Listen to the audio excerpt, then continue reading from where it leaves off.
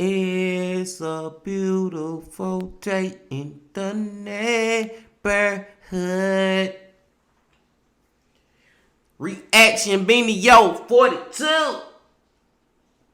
Day in that neighborhood. My ladies and gentlemen, my boys and girls from all around that world. We back, man. Glad to have y'all back with me, bro. With the bean, bro. We finna get into another reaction Beanie Yo. And we taking it back, man. I have not came to this channel and it feel like about 1 or 2 months. Like it's been a while, man. But we gotta go back to him, man. We gotta go back to Mike. And you know what Mike represents. That chapter. Back to that chapter, bro. Back to that chapter, bro. These be crazy stories like a motherfucker. And we gotta go back to my boy right now. The title of the video is The Bloody Leicester Street Massacre. Don't that sound crazy? So y'all know. Y'all gotta get whatever you may need. You know you gotta get what you need now. Cause we finna watch something crazy, man. So get your popcorn ready, man. Hey, I got my Bud Ice and my blunt, my vape. I'm ready to go. I'm finna put put it on with me. The seatbelt. We all gonna put the seatbelt on. We strapped up. Ready to go. Then let's fucking do it. Yeah. Hey you, and welcome. My name's Mike, and in this old video, I'm gonna take you on a journey. It's a journey which is honestly insane, and that's not just because it's set in Tennessee. It's a lot to get into, and we will get into it. By the way, if you ever want to get into it every Tuesday and Friday, please subscribe to that chapter. It helps out a lot with a new video twice a week. But sure, if you don't want to, that's fine too. But in this one, you got Memphis, you got a family, and on a street in that musical state was a house. The street, Leicester, the year 2008. The story? Well, you got some fierce characters, some twists, and a couple of turns. Fun? No. And it's one for the books, let me tell you. Let's hope it, stays that way. So, hey, let's give it a go. Let's give it a go! Leicester Street. Let's see what the hell happened on Leicester Street, y'all. Memphis, Tennessee, home of so much good stuff. I can't get into it. We'd be here all day. I know I always like to give you guys, a little geography lesson. I'm just not arsed today. Alright, I hear you barking, big dog. I'll throw you a bone. One thing is that it is home to a neighborhood called Binghamton. Binghamton. It's been there since 1893, if you can believe that. Home to about 10,000 people today. It's very diverse, home to people all over the world and beyond. Well, this story is out of this world. Anyway, a story that began in March 2008. Take it back then. About a 13-minute drive from downtown Memphis lies Leicester Street. It's pretty nondescript, a poor little neighborhood, and it was from there this call was made. I want to try to see my son. My kid's father, the door's wide open, and they're not getting no answer. I have someone out, okay? Oh, Lord. Oh, the responding shit. address was 722 Leicester Street. A woman was concerned about her son and her son's father, and what had happened inside that house. At that home lived 30-year-old Cecil Dotson, a repairman, his 5 children, and his fiancée, Marissa Williams, 27 years old. She was the mother of 4 of those 5 children. They'd been living there for roughly 6 months by this stage. The woman who had called 911, that was Ms. Smith. And as I said, she was the mother of one of Cecil's children, and, well, she hadn't been able to get in touch with anybody inside that house. She'd called to that house on Leicester Street on the 2nd of March at about 3 p.m. Knocking, no answer, nobody on the phone. When she pulled up to the house, the door was slightly ajar. She could hear the radio was on, the TV was on, but she didn't enter, and when she was calling in, no answer back. So then she called over this day, March the 3rd. Nobody had heard from Cecil. He hadn't been in work. He wasn't answering any phone calls. And so that early March evening, she dialed 911. Yeah, you know something wrong. She waited outside, and the weather was miserable. It was dark, it was cold, it was wet. What was found inside that home didn't improve anyone's mood. The police rocked up to that house on Leicester Street, and the first officer who approached the door said he could, quote, smell the dead bodies. Oh, man. EMT, who was not far behind him, said he could... Oh, man. Oh, man. Oh, man. Pull up to the house smelling dead bodies. That mean that they was dead. Like, I mean, if you smelling that shit, bro, they hadn't been dead for a couple days, right? At least that's what I'm thinking. Let's go. Could smell the blood in the air. Just inside, 4 adults were found. Cecil Dotson, Marissa Williams, and 2 others. Hollis Seals and his girlfriend, Shindri Robertson. All appeared to have been killed via gunshot wounds. It was clear as day they'd been gone a while. There was this blood everywhere. It was pretty clear this was not recent. This was not fresh. They'd been here for a good few hours. And then walking further into the house, in the bathroom, in the bathtub, they found 9-year-old CJ, the son, one of the sons of Cecil, with a knife sticking out of his head. At first, the officer who found the kid thought he was dead until he saw a twitch, and so he was rushed out. Oh, shit. In one of the bedrooms, they found 4-year-old Samario. He was gone. In another, 2-year-old Cecil II and 5-year-old Cedric both appeared to be gone also. Man, bro.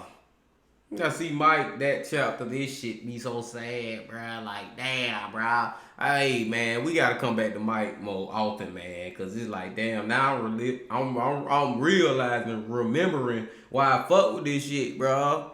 Like, this shit be some real ass shit, bro. Like, oh, man, bro. They out here killing babies, bro. Who the fuck did this, bro? Let's go.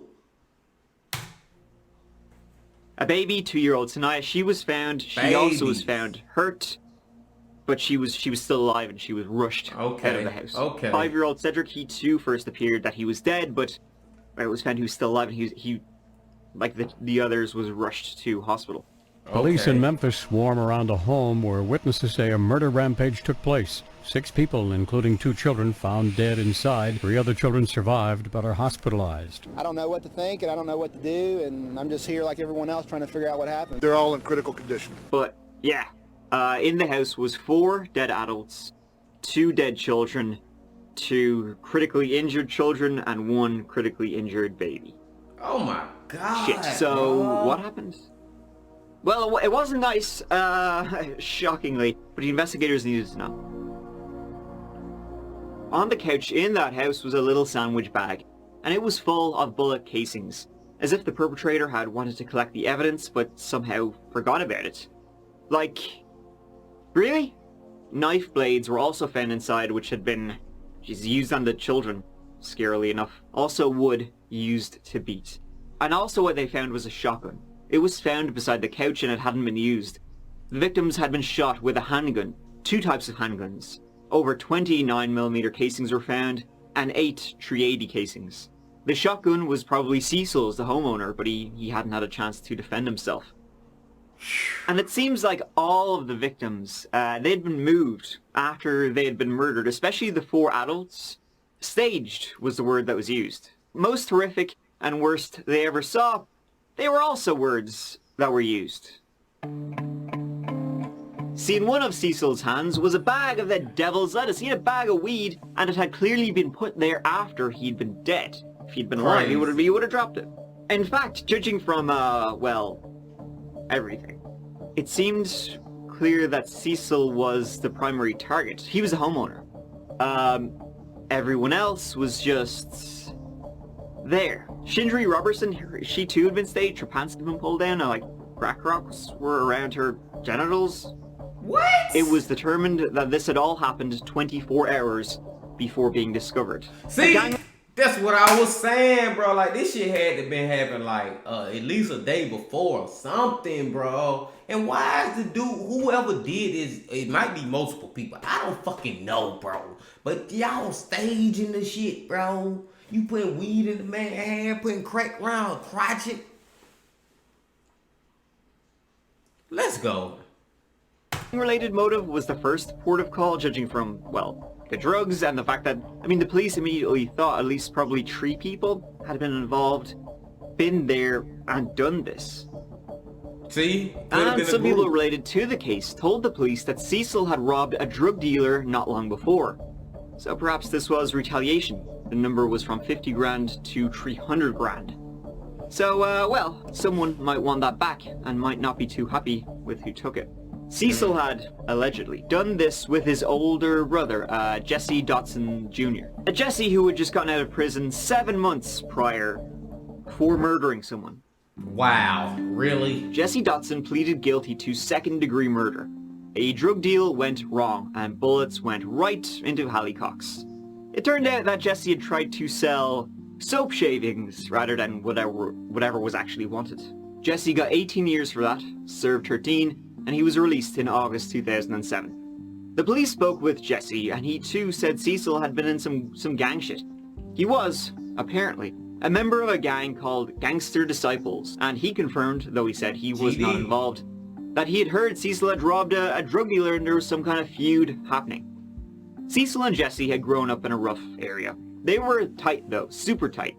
It was after Jesse went to prison that the younger Cecil joined a gang, but he still worked, he still went to church, he was determined to provide for his children. These days it seemed he had left the gang life entirely. He had moved away from the area until, it appeared, he came screaming back. But there were some things which led the police and the detectives, like, away from the gang angle. Some of the investigators had worked on gangs and seen plenty of gang-related shootings before, right? And it was like you see in the movies, if they were going to shoot somebody and kill somebody, they would walk in, they would shoot, and they would leave. They wouldn't hang around. They wouldn't move. Exactly, bro. They would just go kill who the fuck they gotta kill. But why we out here shooting baby? You know what I'm saying? Trying to kill babies, bro. What the fuck? It's deeper than that, man. This shit gotta be deeper than that, y'all. Let's go. Damn. Move shit around. Someone had been here after the shooting, messing with the bodies, staging them, moving them around, undressing them, placing bullets in a bag. Gangsters would have left immediately, not stuck around. And if it was gang-related, why leave the drugs there? Jesse said he had last seen his brother on the 1st of March. The bodies were found on the 3rd of March, and it was believed that they were there for about 24 hours, so the killings, must have happened on the 2nd. So Jesse seen his brother and his brother's family the day before they were brutally murdered. He said himself and his dad and their half-brother went to Cecil's to watch a University of Memphis basketball game, but Cecil's TV couldn't pick it up for whatever reason. So he said they hung out, they had a few drinks, they smoked some weed, and he left his house at about 2:30 AM on the 2nd of March. The police offered rewards. They opened up the tip line. They traced down any of the alleged gang members they could. They didn't get far though, and couldn't get anything out of them. Also, the police were still doubting the gang angle. It just didn't look like any gang shooting they'd ever come across. What the police really needed, and what they were waiting for, were the surviving children, the witnesses. They were in hospital, and they hoped they would get better, be responsive, and hope they might be useful in tracking down the people that did this.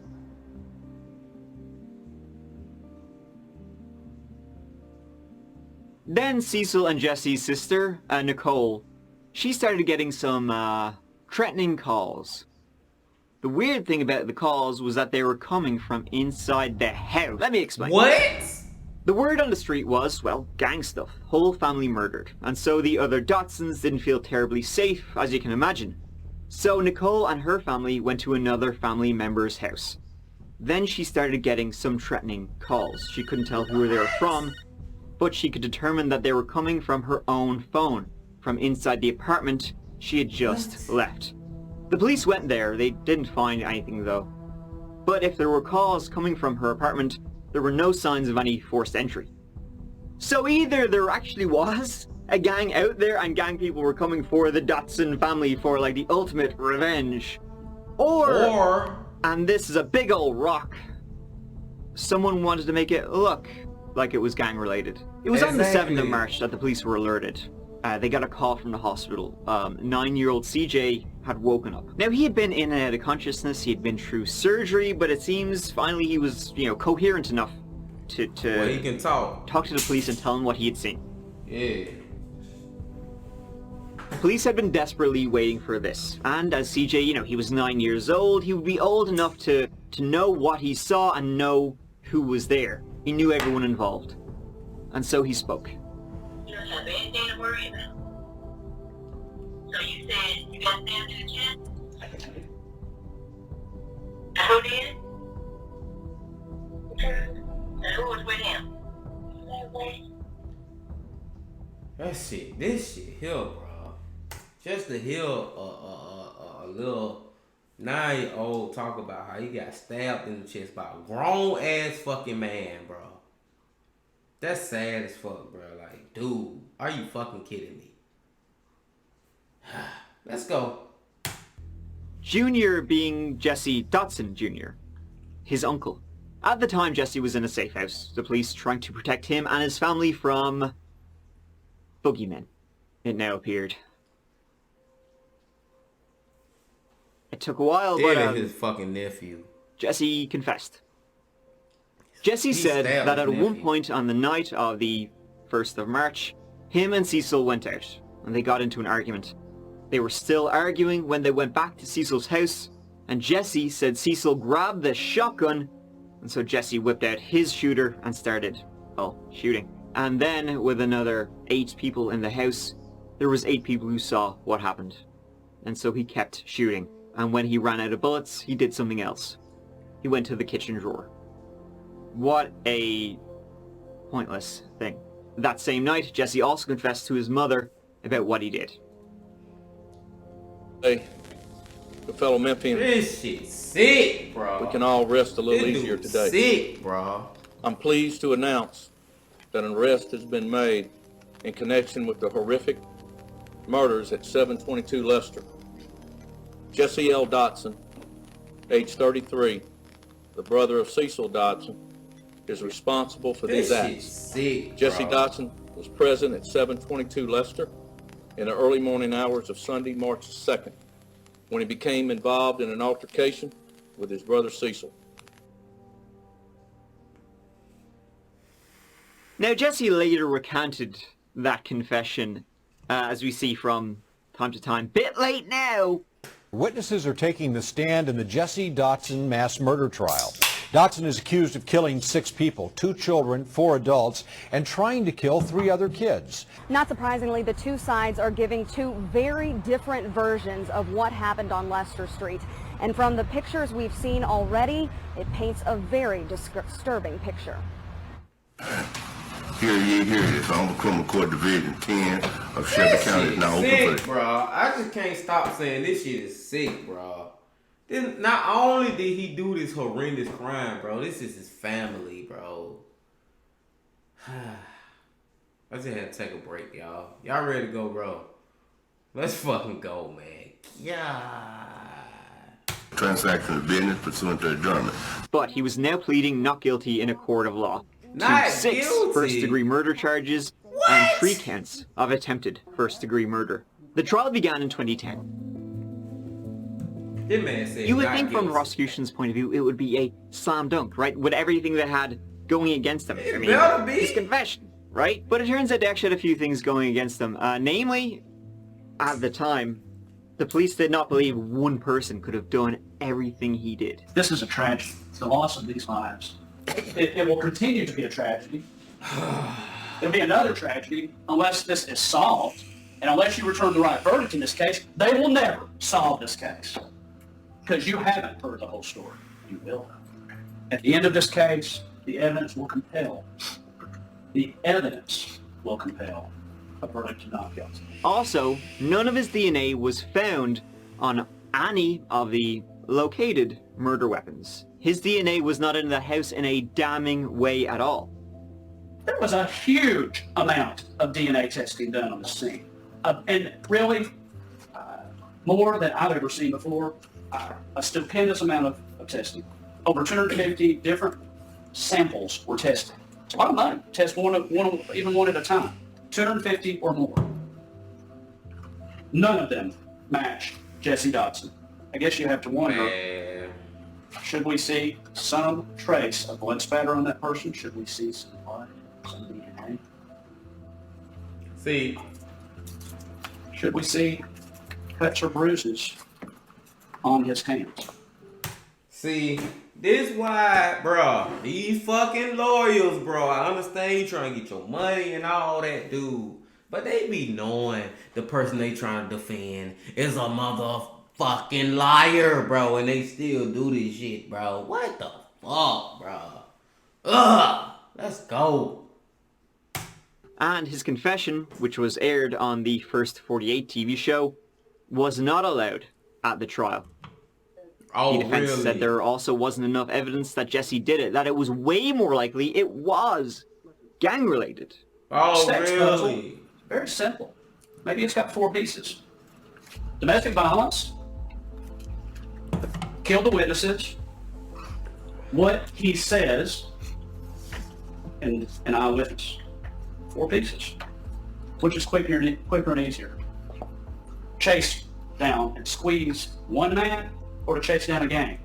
The prosecution said the way it was done, it was staged to look that way.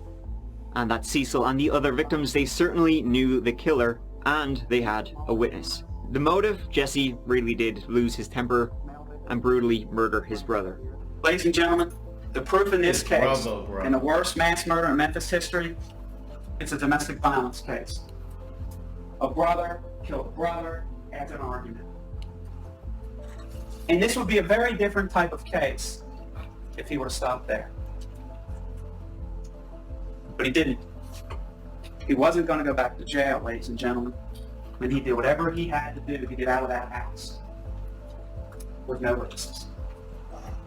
It seems he had issues with the entire Dotson family from when he was in prison. They didn't stay in contact with him enough, they didn't visit him enough.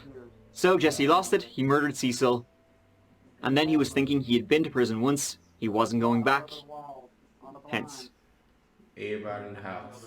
Ladies and gentlemen, the proof will be that the police never released to the public the injuries of the victims. The only way he knew, or could have known, that CJ was stabbed was because they played the tape for him, of him saying it. They never told him anything about the condition of the other children. He says he stabbed them all. He tells the police he used knives from the kitchen. That wasn't released to anybody. During the trial, Jesse himself took the stand. He said he didn't do it. You love your brother? Yes, sir. Man, get the fuck off the trial, bro. Get off the stand, bro. Ooh, bro. I know I just stopped it on y'all. Man, god damn, bro. Why I get so mad? Man, let's go. I'm sorry, y'all. Let's fucking go. Look at this motherfucker. Look at this bitch ass motherfucker, bro. Did you kill your brother? No, sir. Did you kill the other people in that house? No, sir. He said any confession he did give was, well, he was intimidated into doing it. At any point, did Officer Armstrong yell at you? Yes, sir. Did he swear at you? Several times. Did he pound on the table? Yes, sir. Tell the jury leading up to that point what you were telling Officer Armstrong. I didn't do it. Did Officer Armstrong tell you how long he was going to keep you there until you told him that you did it? He told me I wasn't seeing nobody until I give him what he wanted to know. Tell him what he wanted to know. I was there, what, 7, 8 hours? It was actually 5, but... 5? Well, why the jury can't see the 5 hours of that and let them determine? Was it a confession or Was I threatened by Lieutenant Armstrong? Were you threatened by Lieutenant Armstrong? Were you? Have you saw the tape? Have you saw I'm the asking you. We trial? don't need to see the tape. I'm asking you. You can Yes. tell us you're under oath. Did he Yes. threaten you? Yes. Okay. He pounded on the table, right? That He was part of screamed it. at you, right? That was part of it. Yeah. I still told him I didn't do it. That's when he said, I kill your motherfucking ass myself. You cold-hearted, murdering, killing mother. That's what he did. Shit, that And what that made you you will. confess No. to killing women and children? No. What did? I sit there, and he said, I got something for you. I'm going to throw your ass on that 4th floor, and I'm going to let them kill your mother ass. So yes, I confess. Who the fuck y'all think lying in that whole exchange? Who lying? Huh? I know y'all know the answer. After a 14-day trial, Jesse was found guilty. We, the jury, find the defendant guilty of murder in the first degree of Cecil Dotson Sr. as charged in the first count of his This indictment. motherfucker, bro. Ultimately, he was sentenced to death 6 times over, and he also received Yeah. 120 years in prison. I would say that's kind of, overkill to the extreme.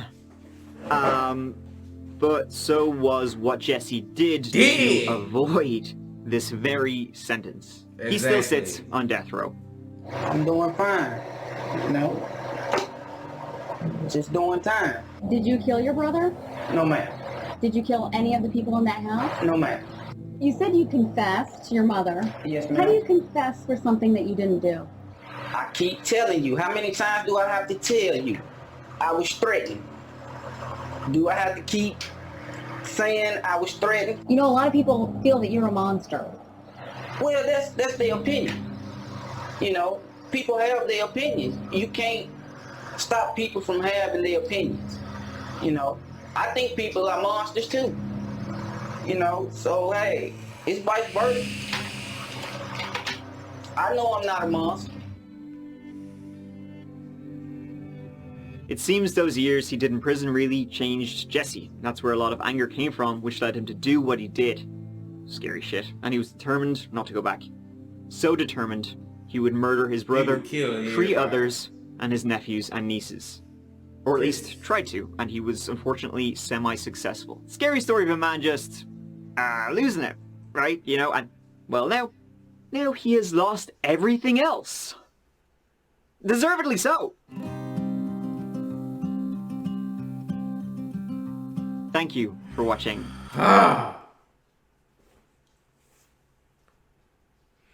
Well, man, we just went back to Mike, bro. I did not expect Mike to do this, bro. Well, I just forgot how good Mike's stories are actually. You know what I'm saying? Like, I forgot, bro. That was great. Oh, man, bro. This dude, bro. His family, bro.